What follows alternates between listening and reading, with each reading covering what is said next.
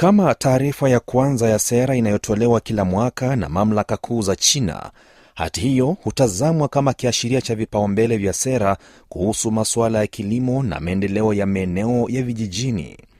Hati hiyo inataka kuwepo juhudi za kuziba mapengo yaliyopo katika sekta ya kilimo na maendeleo ya vijijini, pamoja na kuharakisha juhudi za kuijenga China kuwa taifa lenye nguvu katika kilimo katika kipindi cha mpango wa 15 wa maendeleo ya miaka mitano, yani kuanzia mwaka huu wa 2026 hadi mwaka wa 2030.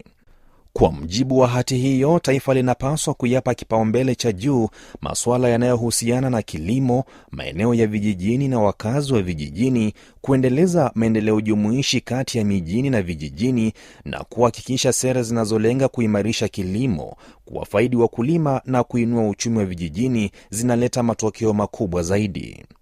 Hati hiyo pia inaeleza umuhimu wa kulinda usalama wa chakula wa taifa, kuendelea kuimarisha na kupanua mafanikio yaliyopatikana katika kupunguza umaskini, kujenga kilimo kuwa sekta muhimu ya kisasa ya uchumi, kuhakikisha mazingira bora ya maisha vijijini na kuwawezesha wakulima kuishi maisha yenye ustawi na ubora zaidi.